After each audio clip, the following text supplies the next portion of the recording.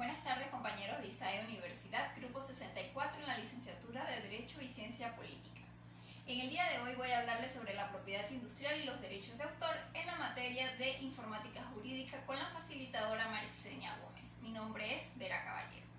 Como primer punto vamos a hablar sobre la propiedad industrial. Recordemos que la propiedad industrial deriva de lo que es la propiedad intelectual, al igual que el derecho de autor. Como concepto tenemos que la propiedad industrial es el derecho exclusivo que puede poseer una persona física o jurídica. Si hablamos que es de una invención, tenemos que se le denomina lo que es patentes y modelos de utilidad. Cuando estamos frente a un signo distintivo es sobre una marca y nombre comercial, o también se da sobre un diseño industrial. La propiedad industrial tiene como objetivo o su objeto consisten en signos que transmiten información, en particular a los consumidores en relación con los productos y servicios disponibles en el mercado. Por lo general, todo lo relacionado con la propiedad industrial va a tener un fin comercial. Eso es lo que la diferencia entre tanto de los derechos de autor. Como los derechos de autor y la propiedad industrial, ambos se deben proteger. Y esta protección tiene como finalidad impedir toda utilización no autorizada de dichos signos que puedan inducir en error a los consumidores, así como toda práctica que induzca a error en general. Dentro de la propiedad industrial, entonces vamos a señalarle lo que son las patentes, las marcas y el diseño industrial. Una patente es un derecho exclusivo que se concede sobre una invención. En términos generales, una patente faculta a su titular a decidir si la invención puede ser utilizada por terceros y, en ese caso, de qué forma. Como contrapartida de ese derecho, en el documento de patente publicado, el titular de la patente pone a disposición del público la información técnica relativa a la invención. Esta invención debe cumplir una serie de características que veremos más adelante.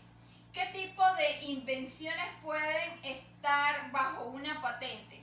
Se pueden conceder patentes sobre invenciones de cualquier sector de la tecnología, desde un utensilio de cocina hasta un chip de nanotecnología que actualmente se está en ese proceso. Una invención puede ser un producto como un compuesto químico o un proceso, por ejemplo, un proceso para producir un compuesto químico específico. De hecho, muchos productos comprenden varias invenciones. Por ejemplo, una computadora portátil puede estar compuesta por cientos de invenciones que funcionan conjuntamente. Quiere decir esto que diferentes personas o incluso la misma persona puede haber patentado diferentes tipos de invenciones que al complementarse entonces se forma un solo objeto con varias invenciones y todas ellas están patentadas.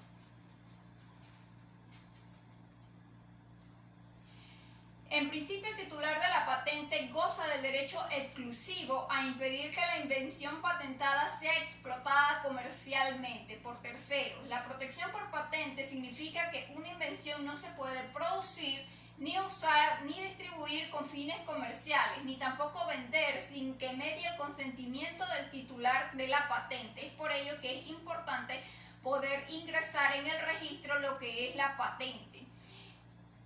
Tenemos que las patentes son derechos territoriales. Quiere decir que es concedida de acuerdo a la normativa de cada región o de cada lugar. No significa que porque yo patenté aquí una invención, otra persona lo puede hacer en otro país.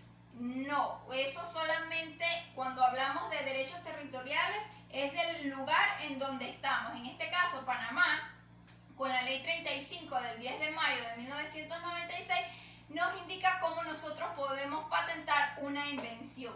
Y nos dice también que antes de poder efectuar este registro, se comprueba que el invento cumpla con los requisitos de patentabilidad, es decir, que tenga una actividad inventiva, que sea novedoso y que sea de aplicación industrial. Si no cumple con estos requisitos, no se va a poder hacer la patentación de la innovación. Tenemos que la protección que se concede se da por un limitado. No es que yo patente esto y me dura toda la vida, no, se da por un plazo de 20 años a partir de presentada la fecha de la solicitud, y eso me da mi protección sobre lo que estoy innovando. De acuerdo a las normativas internacionales que se tienen con relación a las patentes, tenemos lo que es el Convenio de París, el Tratado de Cooperación en materia de patentes, el Arreglo de Estrasburgo relativo a la clasificación internacional de patentes, Tratado sobre el derecho de patente y el Tratado de Budapest. Con respecto a las marcas, vemos que las marcas es un signo que permite diferenciar los productos o servicios de una empresa de las otras. Las marcas son derechos de propiedad intelectual que también están protegidas. Las marcas pueden consistir en una palabra o una combinación de palabras, letras y cifras. Pueden consistir asimismo en dibujos, símbolos característicos tridimensionales, como la forma o el embalaje de los productos, signos no visibles, como sonidos, fragancias o tonos de color utilizados como características distintivas. Las posibilidades son casi ilimitadas. Es todo lo que nosotros podemos, en cierta manera, diseñar. Como las marcas, ejemplo, que nosotros reconocemos de Coca-Cola, de McDonald's, todas estas son marcas registradas. Entonces, una marca se protege registrándola. La marca podrá ser utilizada exclusivamente por el titular o ser concedida en licencia a un tercero a cambio de un pago. Y el periodo de validez del registro de una marca normalmente es de 10 años renovables.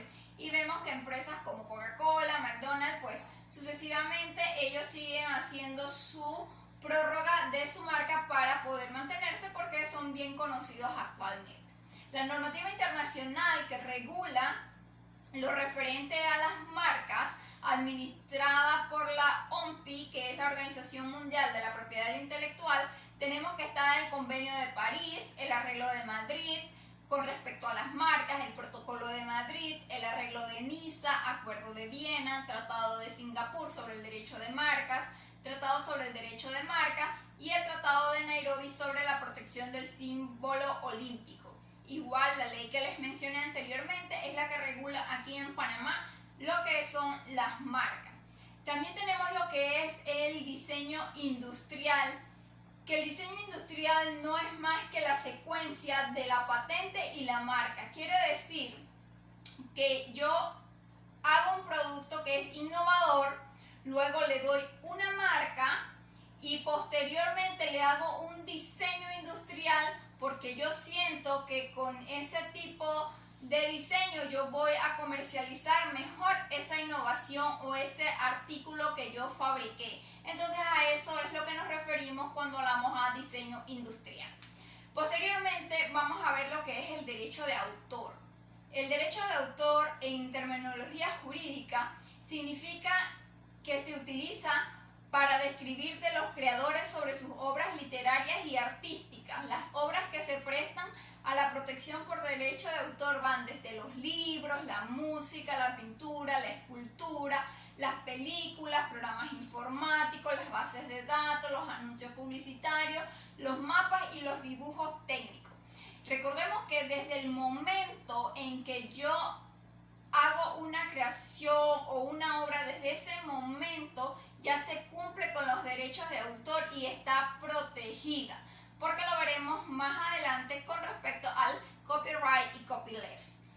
El derecho de autor va a abarcar dos tipos de derechos. Los derechos patrimoniales, que son los más comunes, que permiten que el titular de los derechos obtenga compensación financiera por el uso de sus obras hacia terceros. Y también podemos apreciar los derechos morales que protegen los intereses no patrimoniales del autor. En la mayoría de los países y conforme a lo que se dispone en el convenio de Berna, la protección del derecho de autor se obtiene automáticamente sin necesidad de efectuar ningún registro ni otros trámites. Es como les explicaba que si, ejemplo, yo escribo un libro, el simple hecho de haber escrito el libro y que haya salido de mi intelecto ya está protegido con el derecho de autor. Pero no obstante con esto, la mayoría de los países existe un sistema de registro y depósito facultativo de obras. Estos sistemas sistema facilitan, por ejemplo, las aclaraciones de las controversias relacionadas con la titularidad o la creación, las transacciones financieras o las ventas. Porque recuerden que también se puede dar que dos personas digan que son los autores, ya sea de un libro, y se entra entonces en un litigio. Entonces, tenemos que como parte de los derechos de autor, tenemos lo que es el copyright y el copyleft, y novedosamente lo que es el Creative Commons. El copyright engloba los reglamentos jurídicos que protegen los derechos morales y patrimoniales de los autores, simplemente por el hecho de haber realizado una obra artística, musical, científica, didáctica o literaria, entre otras. Se trata de un derecho humano esencial reconocido por la Declaración Universal de los Derechos Humanos. Cuando nosotros compramos un libro, por lo regular, ustedes van a ver en la parte interna donde está lo de la impresión y quién es el autor del libro, vamos a encontrar un círculo negro con una C adentro. Esto es el símbolo de copyright y corresponde a que ese derecho es directo del autor y lo limita como tal para su reproducción a terceros. En cambio, copyleft va a llevar un símbolo diferente al del copyright. Es como la contrapartida del copyright, ya que el copyleft es un método para convertir un programa en software libre y exigir que todas las versiones del mundo, modificadas o ampliadas, también lo sean. La forma más sencilla de hacer que un programa sea libre es ponerlo en el dominio público sin derechos reservados.